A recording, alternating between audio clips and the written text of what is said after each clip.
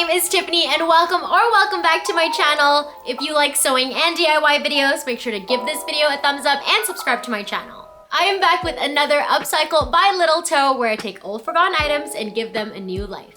I have a super exciting video for you today because my partner and I just got engaged and we just did our engagement shoot and I obviously had to make my own outfit. So in today's video, I'm gonna show you how I turned this skirt that I found at an estate sale into this matching set with hand embroidery. So let's get started. I found this skirt at an estate sale and bought it for $2, which I thought was such a steal because this is 100% silk. Here is a close-up of the material and you can see that it is a little bit textured. Before I start sewing, I just wanted to tell you all a little bit about Mark and I because I realized that I never talk about him on my channel and this is the perfect time to introduce you all to him. Mark and I met way back in 2013 when we were both still working actors and we were cast in a musical together. You already know that we're pup parents to our girl Daisy, but we started dating at the end of 2013 and we did have a tiny little breakup in between because I was cast in several national tours back to back and I was just traveling so much. But thankfully we got back together and I'm so happy about it because he's definitely my person and he's just the most supportive in everything that I do. And now we're getting married this September and we are just so excited about it. We've been technically engaged since last August, so I've had a lot of time to look at bridal outfits and I came across this Agua Bendita set, which is just so stunning.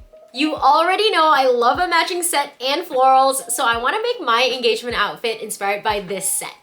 The first thing I'm going to do is figure out the patterns I'm going to use for my outfit so I can plan out the placement of the embroidery. I'm gonna start with the top, and as some of you may know, I'm Malaysian Chinese and my heritage is so important to me and I really want to incorporate that into this outfit. So I'm gonna use the pattern that I used for this modern cheongsam upcycle from a couple of months ago.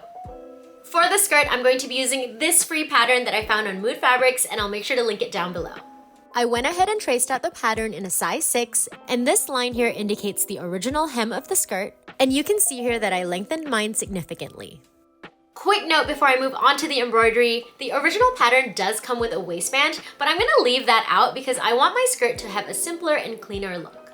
Moving on to the embroidery, I absolutely love the embroidered flowers on this Agua Bendita set, but I wanna make my outfit a little bit special and personal to Mark and I, so I'm going to attempt to embroider our birth month flowers, which are poppies and cosmos. I'm gonna start with the top and the Agua Bendita top has embroidery all over the front area, but I wanna keep mine focused on just around the neckline. For my skirt, I'm gonna keep it pretty similar to the Agua Bendita skirt with the flowers just focused along the bottom.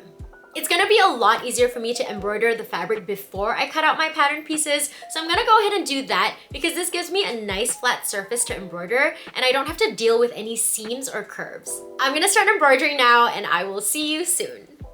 I started this process by looking up photos of embroidered poppies and cosmos to use as reference, and then I went ahead and traced my pattern onto some paper and used it as a guide to sketch out my design. I also sketched out these designs for my skirt panels. I decided to go with these colors and I'm using DMC thread. You can see here that I used an air erasable marker to mark out my design on the fabric. Transparently, the embroidery process took a lot longer than I anticipated. I spent almost 3 weeks embroidering every day, and we even had this horrible windstorm that knocked out the power for over 50 hours. But thankfully, I had this headlamp and could still keep working. I am so happy because the embroidery is finally done, and I am so pleased with how it looks. Here is the top, and I think it turned out really pretty, and here are my skirt panels. I did get a little bit lazy and there are definitely a lot less flowers and leaves than I wanted, but I still think it turned out really great. We can finally begin sewing and I'm gonna start with the top. Here is the pattern I'll be using for the front and here is the fabric cutout, which you can see was cut on fold. Next, I'll go ahead and sew in the darts and this is what the front bodice should look like now. I wanted to quickly mention that I did iron on lightweight interfacing on all of my pattern pieces because this silk is really thin and delicate and I wanted to give it a little more structure. Here is the pattern for my back bodice and here is the fabric cutout. Again, I'll sew the dart and then I went ahead and made the mirrored piece. So I initially had grand plans of having the embroidery trickle down the back as well, but I cannot possibly embroider anything else at this moment. Now I'm placing my front and back pieces right side spacing, and I'll sew together along the shoulder seams and the side seams, and here is what the top should look like at this point. Moving on to the collar, I have my shell piece as well as my lining piece cut out. I did iron on interfacing on the shell piece, but not on the lining. I'll place these right side spacing and I'll sew together along the top here. I've gone ahead and turned it to the right side and given it a good press, and I also went ahead and made the other side. Using the center front as my guide, I pin the collar to the top, making sure that the shell layer of the collar is placed right side spacing to the neckline of the top. I'm being very careful to ensure that the neckline of the top is not bunching as I pin. I'll sew these together, and this is what it should look like now with the collar sewn onto the bodice shell. I'm placing my lining right side spacing, sandwiching the collar between both layers, and I'll sew these together. This is what it should look like with the collar sewn, and you can see here I finished the end by sewing both layers of the collar together along the center back, and I did this on both sides. To finish sewing the rest of the center back and hem, I'm just turning the top once again so that the shell and lining layers are right side spacing. I'm pinning both layers along the center back here, all the way along the bottom of the hem, making sure that I'm lining up the side seams of both layers and along the center back on the other side. Next step is to sew along where I just pinned.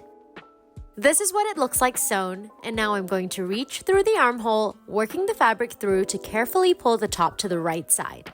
I also make sure to gently work out the corners along the bottom of the center back. This top is really starting to take shape, and here is what the inside looks like with all of the raw edges neatly hidden. Next step is to finish the armholes. To finish the armholes, I'm using some store-bought bias tape, and here is a close-up of what that looks like. I just love how clean everything looks.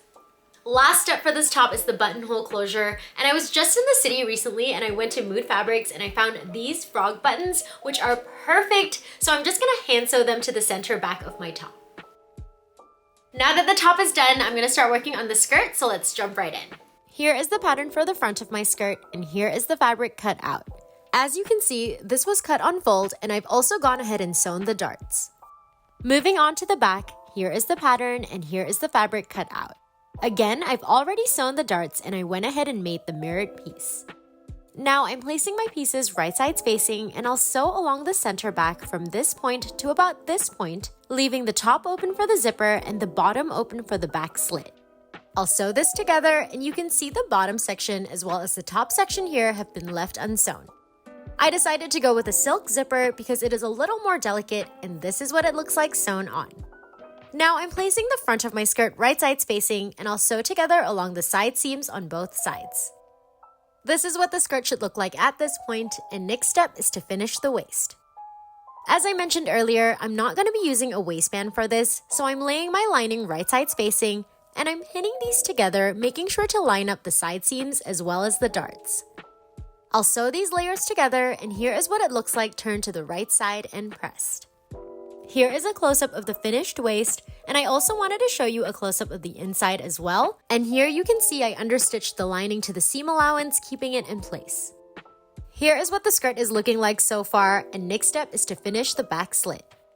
I'm going to start on this side, and I want to take the shell layer and the lining layer and have them meet right side spacing.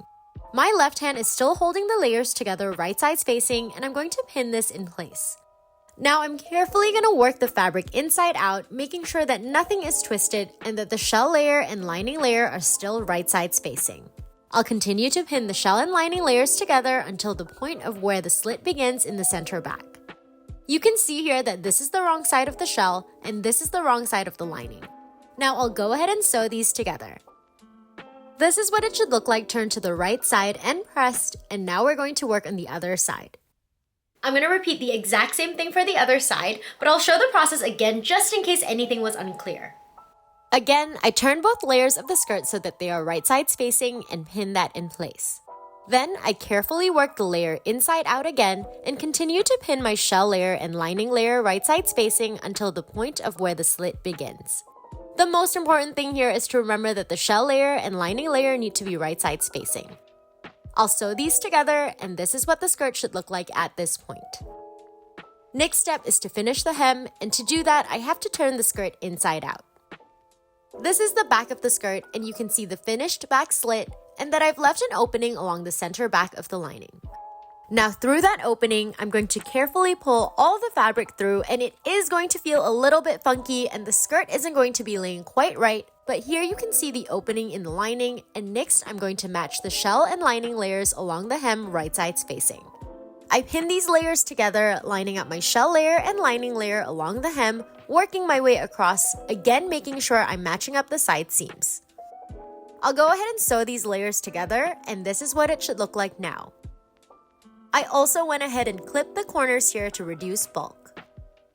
Next, I find that opening in the lining again, and I very carefully work the fabric through. I've obviously sped this part up, but make sure you're doing this slowly so you don't accidentally rip any seams, and eventually this will start looking like a skirt again. Now I'm using a tiny flathead screwdriver to help poke out the corners so that they are nice and sharp. Just be careful you don't accidentally pierce through the fabric. Now I'm going to turn the skirt over to the right side, and we are so close to being done. Next is to give the hem a good press. This is what the hem should look like after it's been pressed. It looks so nice and clean, and you can see here that I also understitched the lining to the seam allowance. Last step is to sew up this opening, and you can use your machine for this, but I decided to hand sew this together, and here is the finished outfit. I know I say this a lot, but I really love how this one turned out.